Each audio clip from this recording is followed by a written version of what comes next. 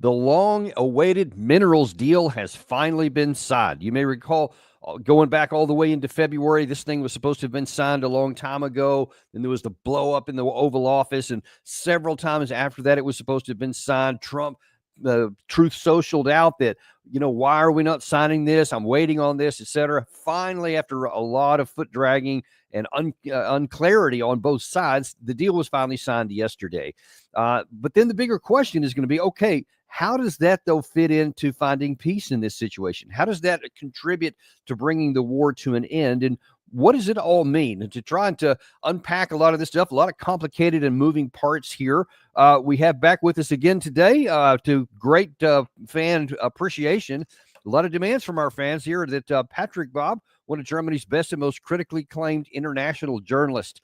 Mr. Baab is the author of the best-selling book On Both Sides of the Front, where he shared his experience traveling the Donbass. He worked for many years as the editor for the North German broadcasting company NDR and was also a lecturer at 2 different universities. Mr. Baab, welcome back to the show. Hello, Daniel. Thank you for inviting me to the show, and warm regards to my friends in America.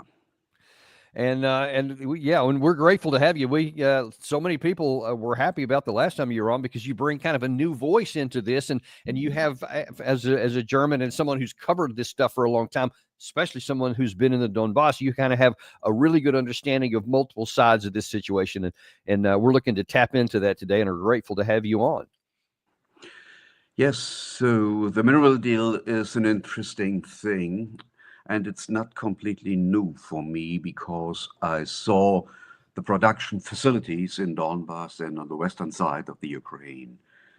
I have to say, Ukraine has deposits of 22 of the 34 minerals identified by the European Union as critical, according to Ukrainian officials and Ukrainian institutions. But the production facilities are mostly very old. So, and the second point I have to meet is, I didn't read the paper, I didn't read the treaty so far. And we have to be aware, in the first proposal from the Ukraine side, involved in point 4, a common responsibility for the security of the minerals, including the including the Americans and the Ukraine military as well. And this was an approach to get in the United States into military security responsibility. This is something the Trump administration denied. And so we have to read carefully the papers and the files of the actual treaty. That's the point I want to make. And Jack, when you look at least what's being reported, the New York Times had a report out this morning of what you need to know about the minerals deals. Some interesting things, because number one, this is unlike what Trump had been saying all from the beginning, that we've spent $300 billion and we're going to get some of that money back. This specifically does not act as a repayment for previous money given, but only talks about things that are going to be going forward from here. But curiously enough, is I think you kind of implied, this stuff has been around for a long time, and for there to be any kind of industrial capacity to have any kind of real money coming out, it's going to take multiple years once the guns fall silent, before you can start building facilities that are going to be able to extract and then convert that into usable materials. So the big question is, why do you think that there was so much emphasis put on this when it's any kind of returns are going to become far into the future? The first point is, this deal brings the United States in the front seat concerning the economy of Ukraine, and the Europeans are sitting in the back seat, as in most points of this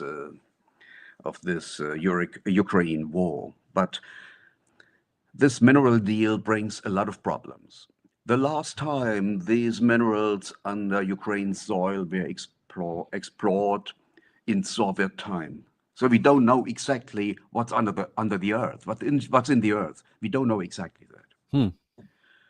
And the second point is the Russian troops occupied 1/5 of Ukraine territory, and a lot of those minerals are now on the occupied regions and in the occupied areas. So it will be difficult to exploit those minerals.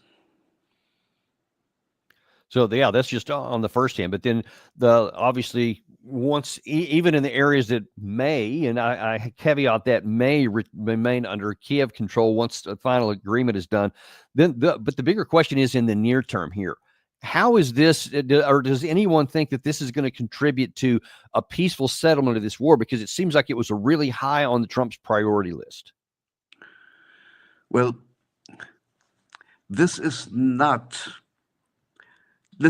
contribute to a peaceful solution. There is another point who brings us closer to a peaceful solution, and this is the American demand to bring Ukraine nuclear power plants under American control, which means to avoid that Ukraine military extremists and right-wingers and neo-Nazis have access to these nuclear power plants to produce a dirty bomb. And this is related to the question of war and peace, much more interesting.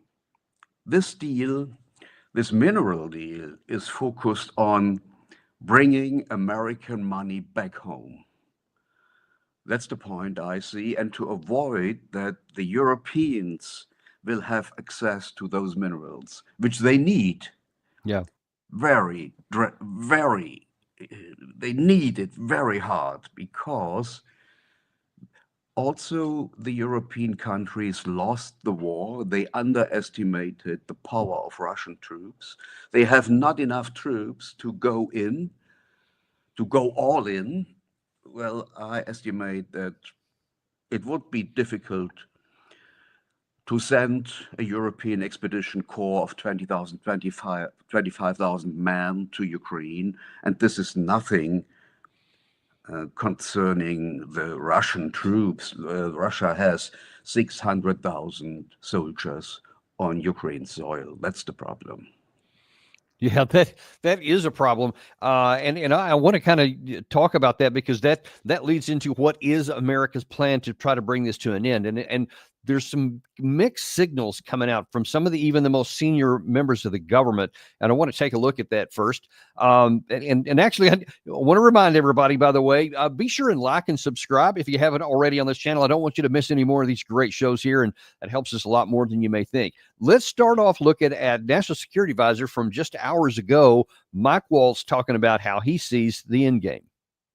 The process is moving forward. Sometimes it ebbs and flows. It should have happened a month ago with this minerals deal, and Russia needs to come to the table. Both sides have to want peace. Both sides have to want to stop the fighting, and we think there is still a deal to be had.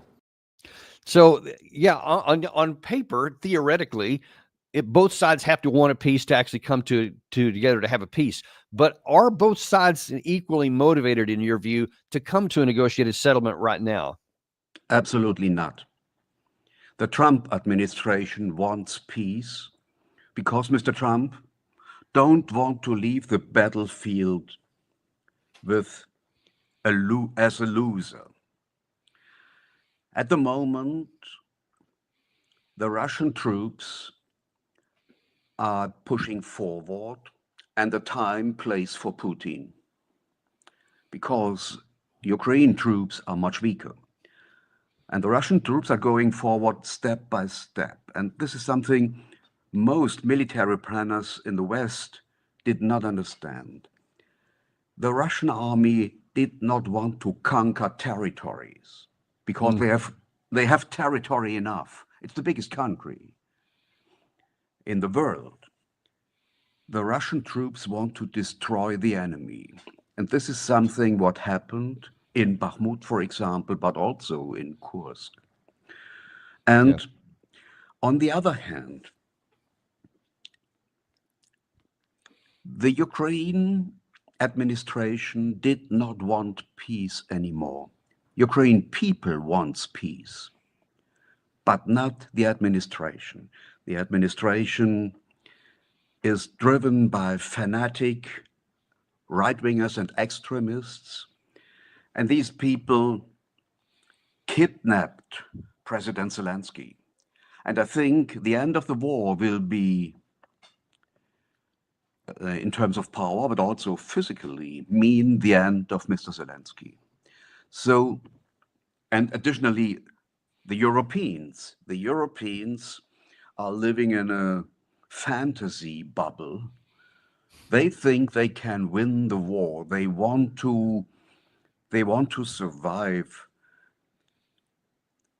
the time of the Trump administration, and they hope that then after Trump will come another Democratic president, who will continue the war. So Wait. So you're saying that the Europeans actually think that there, even hypothetically, that there is a positive outcome to this, where the Ukraine side can win if only there's enough time passed by? Yes. I think our European politicians lost the ground of reality. And they had the problem that they thought to win against Russia could be easygoing. And they made the biggest mistake you can make in such a war. They underestimated the enemy. And they underestimated the enemy because they know nothing about Russia. They underestimated the industrial power of Russia. For example, in producing steel, all sorts of metal, and aluminium, the Russians are on an equal level with the United States. They surrounded Germany for many years. And our political leaders did not know that. They thought we kick in their doors, and the whole house will be destroyed. But it does not work. They wanted to reach a regime change in Moscow because they want to get the resources of Russia a bit cheaper as they do. And this will not work. Imagine. Well, now, let me ask you a question on that, because that seems even more detached from reality than Yes. even the issue with the war. Because Putin, you don't have to be a Russian expert to know that he is very moderate compared to many other Russian voices, and you have no Yes. control over who would follow him anyway. Yes. And Europe was getting cheap gas already before this war started, and they cut their own Absolutely. throats on that as it is. Yes. So wow, Yes. how can those things coexist? Well, our European leaders made their careers in relationship to transatlantic organizations. They followed the United States. They followed the Trump administration into this war. And as Mr. Trump and Mr. Sullivan and Victoria Nuland, they did not know so much about Ukraine. This is a very difficult country with different ethnic groups, different cultures, different religions, and all that. And they underestimated the whole problem for years. And normally, it would be very clear. A lot of politicians from the older generation warned in 2014 during the Maidan coup to go further, to try. They want to try to get in the Ukraine into NATO and into the EU, because this country is a bridge between Russia and the West. And when Ukraine not can be a bridge, the land will be destroyed. And they didn't recognize this problem. They didn't want to hear that. And that's the point I made. And so we can stop the war, yes, but we need big demonstrations, peace demonstrations in the street, and we have to kick out these politicians who are in office right now, out of office, into the garbage can of history.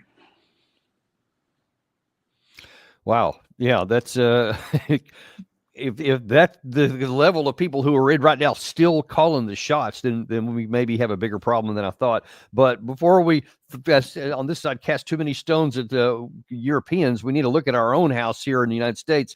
And I mentioned there's Walt saying I still think there's a deal to be had, even though the sides are quite far apart. But then you also have earlier this week on Sunday, you had Secretary of State Marco Rubio, who's actually implying that actually we're about ready to walk away. Mhm. We think we brought the sides closer than they've been in a very long time, but we're not there yet, and it needs to start happening. We need to start. I think this is going to be a very critical week.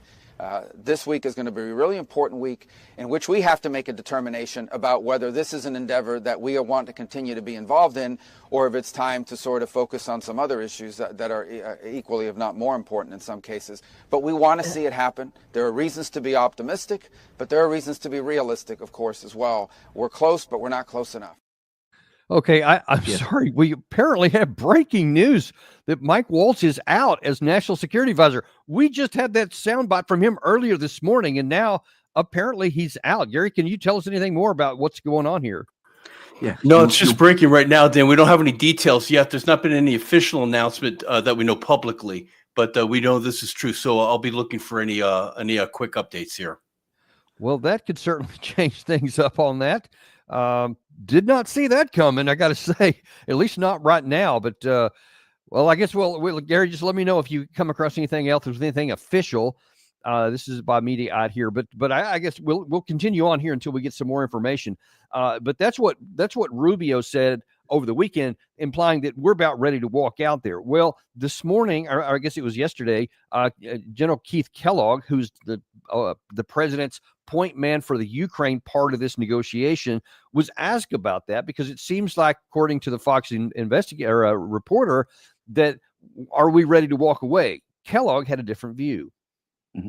Is the United States starting to back away from these discussions? Yeah, Martha, thanks for having me. I don't think so. I think those messages are very, very good. Look, I just came out of London last week where we sat down with the Ukrainian team, with the Europeans as well, and we had 22 concrete terms that they've agreed to.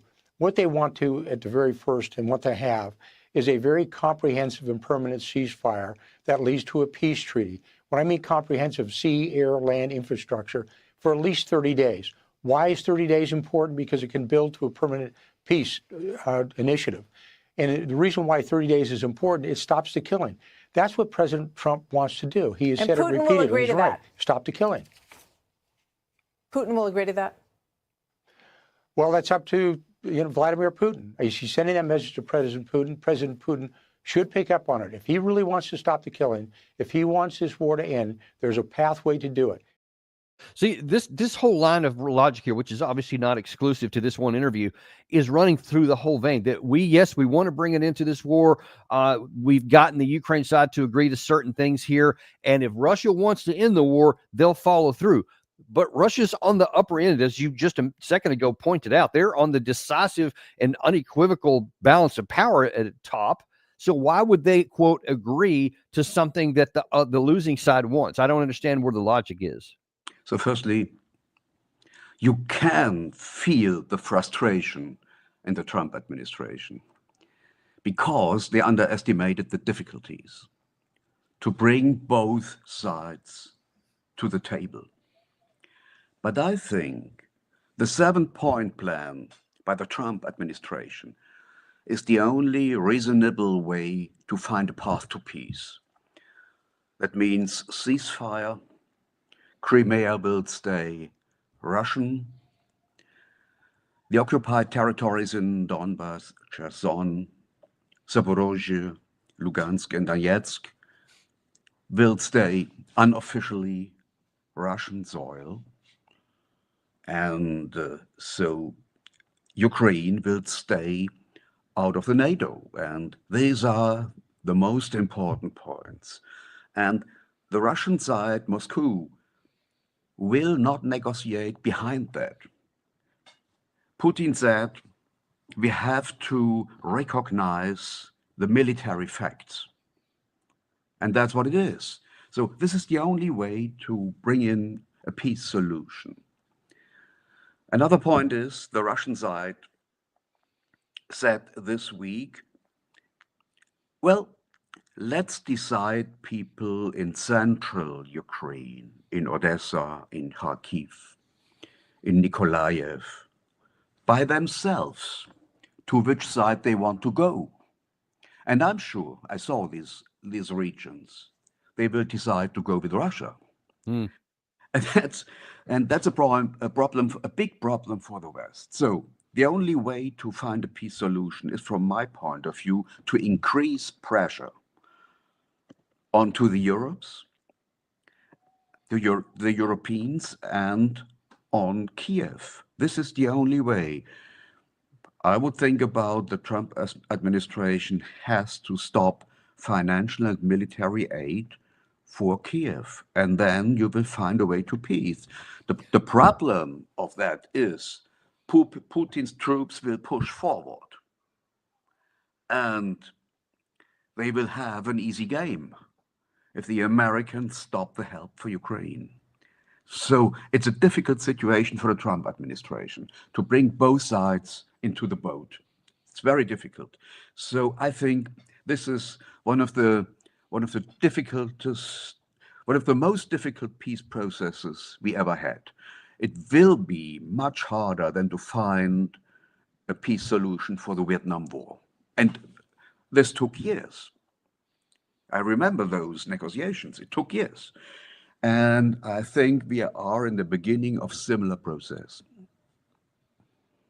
And I couldn't agree with you more. And because right now, I mean, Trump is looking to get this done quick, but there's the gap between the two sides is so big. I mean, it's you have Zelensky on the one hand. You mentioned that President Trump should put pressure on Zelensky and on the Europeans to come closer to the Russian side. He doesn't have much leverage on the Russian side, and I want to explain why.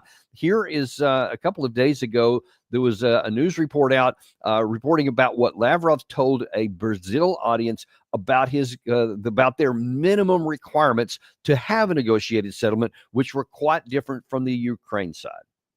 Yes, the Russian Foreign Minister, Sergei Lavrov, has listed terms, telling a Brazilian newspaper that international recognition of Crimea and 4 other eastern Ukrainian regions annexed by Russia is imperative, demilitarizing Ukraine, lifting sanctions on Russia, cancelling arrest warrants, and unfreezing Russian assets in the West are also on the agenda, Lavrov added, while Russia will insist on security guarantees to shield it from NATO and European Union threats.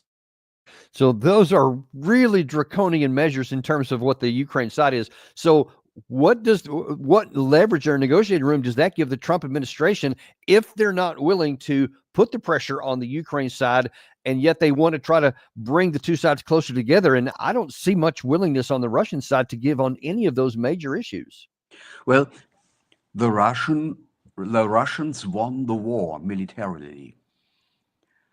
And so that means Moscow set the conditions. This is the point. Or we will continue the war. We have to continue the war. And another problem is both sides don't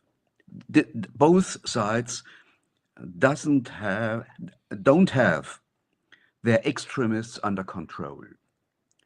The Ukraine side does not have the Ukraine Nazis under control. And these people want to continue the war because the war guarantees their political power.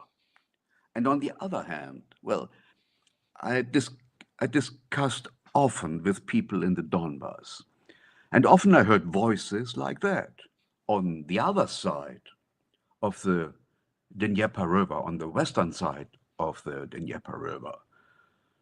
There are living a lot of relatives of mine. And I want to see them liberated by Russian troops as well. So many people in Donbass thinks Putin is too harmless.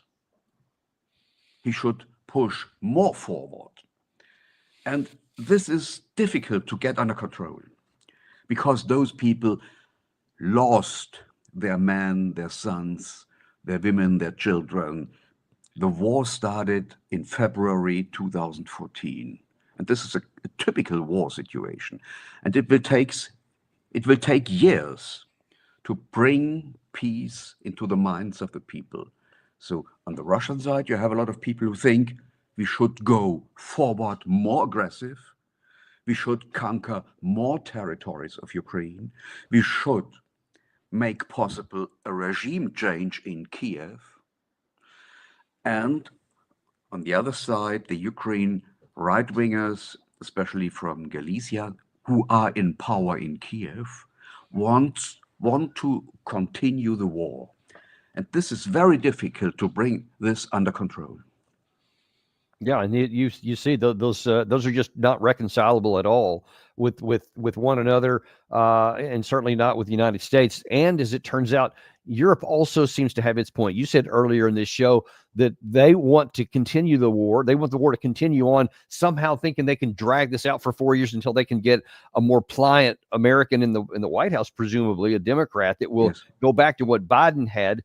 And in fact, we see some evidence, some physical evidence that from your own country, Germany. Here, there was a released by the Lithuanian Ministry of Defense an interview with a German officer who said they're getting ready to send in 5,000 member brigade with the backing of an entire German division. Watch this. Yes. We have a clear mission as the German brigade, as the Panzerbrigade 45, the Armored Brigade 45 here in Lithuania. And that is the defense of Lithuania, defense of NATO territory. And we are not doing it alone as a German brigade. There's an entire German division behind, which is really allocated for the defense of this very region here in the Baltics, here in Lithuania. And that's very, I would say, reassuring. We are really taking it very seriously from the German side, and I'm sure, but also the other allies are really taking that seriously. We are following our political orders as agreed by our heads of state and government. We are here to defend every inch of NATO territory here in Lithuania. Now, on the one hand, you could say, well, yeah, what's wrong with that? NATO, they're going to defend their territory. They're not talking about attacking Russia. But on the other hand, you're talking about a more forward deployment of combat power from a different European nation into Lithuania on the border of Russia. How will that impact what the Russians do? First of all, I think the dislocation of German troops in Lithuania is completely illegal. It is against the 2+4 treaty on German reunification, which said no German troops in Eastern Europe, no NATO troops in the eastern part of Germany. And this is a violation of the NATO-Russian treaty, which said the same. And from the Russian side, this is a pure provocation, which will result in a Russian answer. And that's the problem. And if you make a timeline for the last 30 years, you will see step by step that Moscow only reacted on Western provocations. And this is, from my point of view, German troops in Lithuania, completely senseless, because the Russians went back to the borders of their own country. They gave up their empire after the breaking down of the Soviet Union, and they don't want to get the Baltic states back. In Germany, in Poland, in the Baltic states, the Russians will not find anything they need. They have all in their own country. They don't need more territory. They have all minerals they need. So this is not an aggressive country. The problem is the NATO expansion to the east. That's the point. And this is something Western politicians won't see. Yeah, and you know, and then it gets even more messy than that. I mean, there's no. Well, I mean, let me caveat this. There is some evidence here in recent days. It was reported on the news just earlier this week that many in Europe, and especially in the Baltics, are getting really nervous because they say that Russia is building up its military bases that are closer to the Baltics and closer to the West. And they're saying, well, this German move is a counter against that, because they're claiming, well, these guys are getting ready for an offensive. Now, from a military perspective, I would think, all right, if you're going to forward deploy in your own country, I want to point out, forces there, and unless you see defensive fortifications going in, that doesn't appear to me that you're going to like attack into another country, but that you're moving yourself forward to defend against a potential incursion from the West. So this does seem to be, I don't know if this is a chicken or the egg kind of thing, one caused the other, but in either case, these are the kinds of moves that end up spawning a war, because both sides keep pointing to the other's actions and escalating above it. Do you see any risk of that? Absolutely, because the Europeans feel that they lost the war, the proxy war in Ukraine. And now they try to open up other battlefields. For example,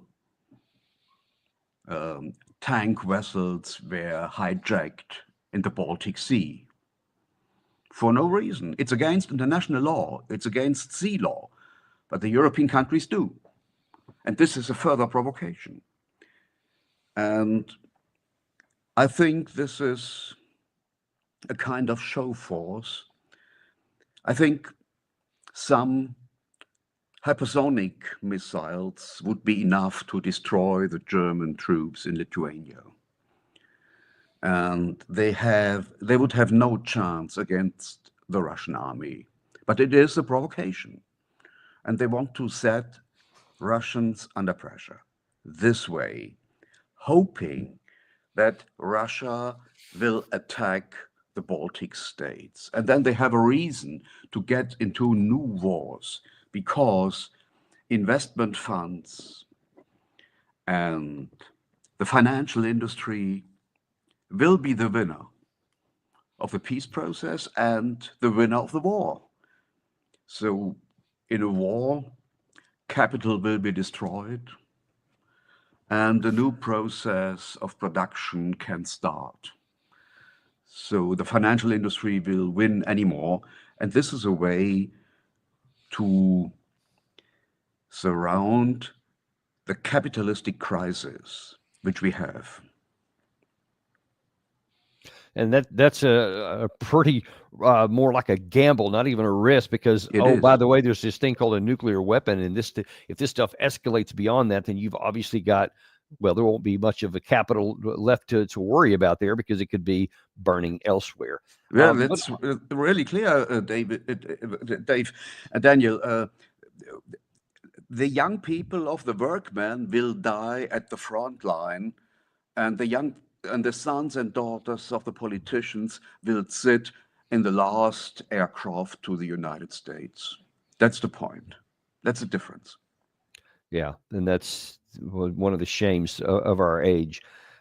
Fortunately, not all of the Europeans are in on this detached from reality stuff. Robert Fico of Slovakia and Viktor Orbán of Hungary are two of the absolute consistent leading pushback on this kind of mentality and this thinking, and they're very focused on what is important to them. First, I want to show you, this is something from Robert Fico about, I guess, a week or so ago, a number of days, in answering a question about him being basically threatened by Kaja Kallas, the senior diplomat for the European Union, about anybody in Europe better not go to the May 9th celebration in Moscow ending World War II. He is not backing down from that, and here's how he defended his actions. I would like to thank everyone who took part in the Second World War. I did this in the United States, where I visited the Arlington Century, where I thanked the soldiers who fought in the Pacific for the return of the Slovaks. I was in Normandy to thank everyone who landed and helped to open the Second Front. I would like to thank the pilots from Great Britain, because the battle they fought was devastating in 1941. And then you will know my opinion that it would be absolutely unethical and and immoral if we ignored the glory of the victory over fascism and the end of the Second World War on May 9th. So what do you make of his position there? I think Fico is completely right. He's the leader of a sovereign country, and he can do what he wants.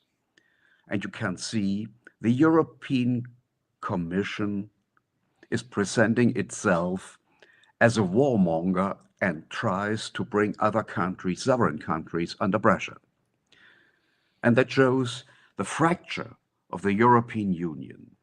And I think when the cost of the war will come up to the European Union, many countries will reckon that this is unpayable.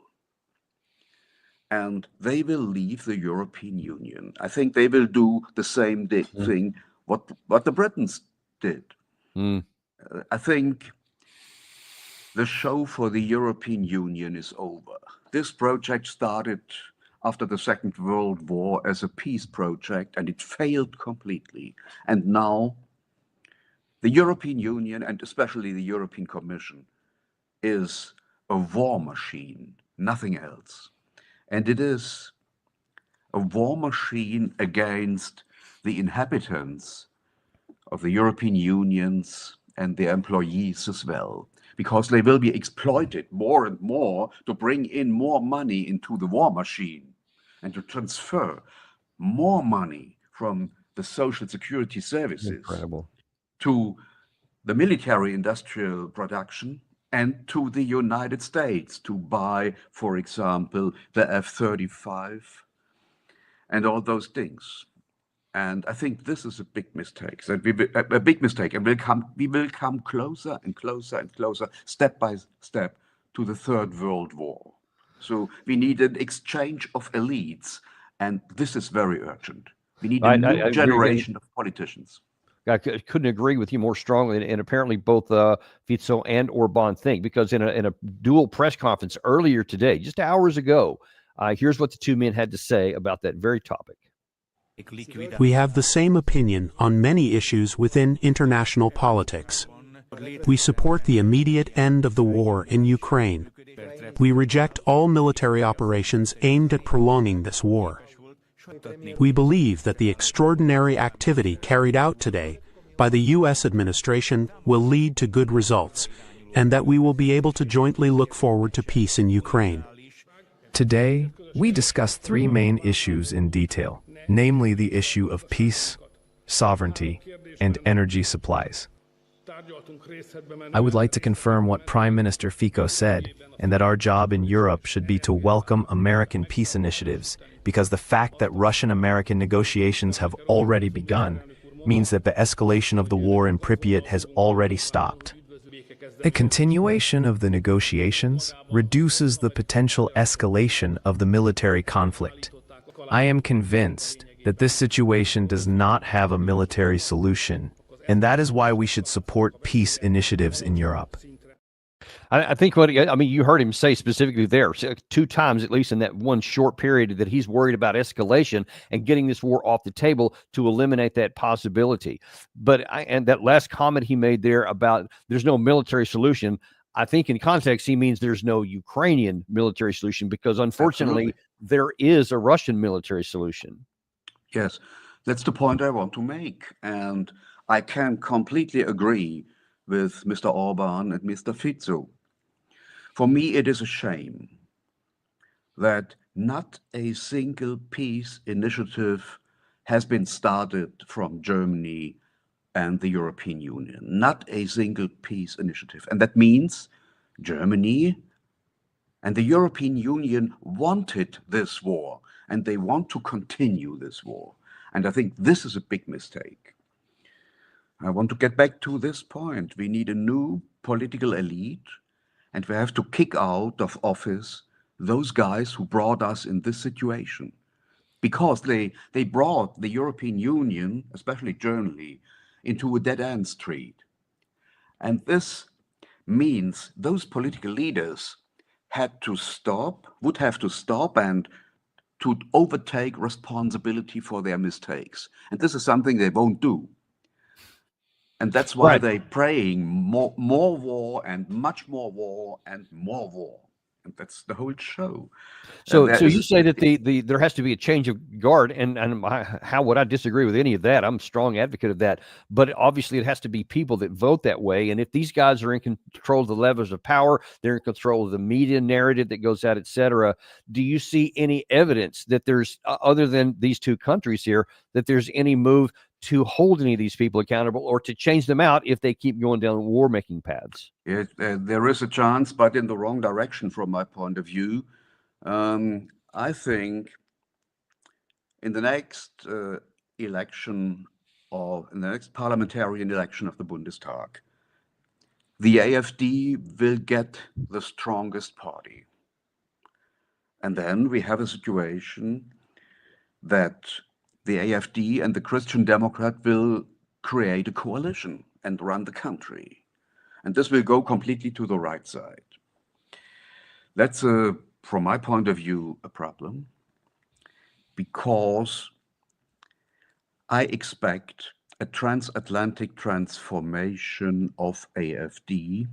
They will follow the ruling country, the United States, as well. And Germany today is a country without any opposition.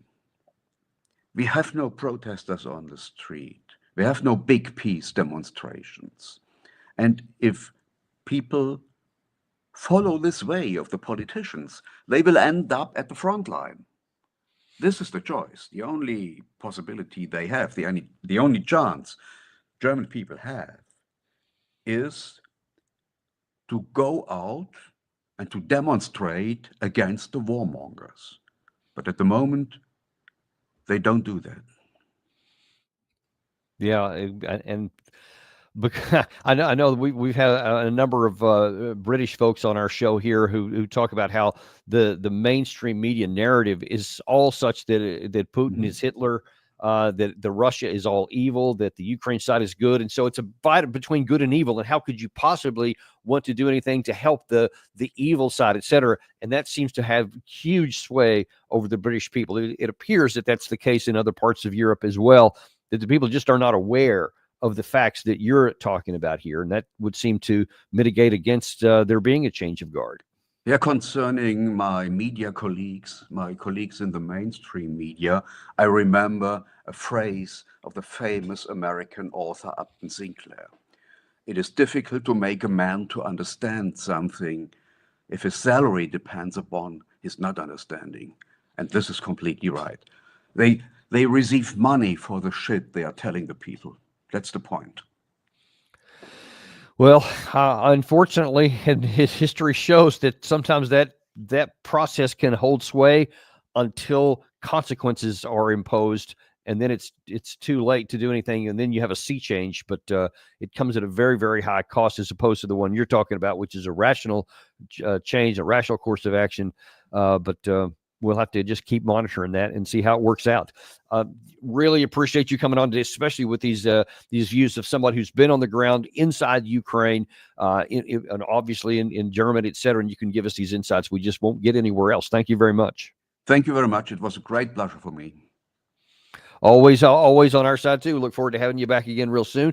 And be sure and like and subscribe before you leave if you haven't. And just to let you know, we have Alexander Mercurius on at 2:30 today. But based on this potential breaking news of the National Security Advisor being changed, keep a watch on this channel, because we are almost certainly going to do something once we can confirm that happened, to bring you the absolute latest about what's happened. But you don't want to miss Alexander at 2:30 today. We'll see you then on Daniel Davis Deep Dive.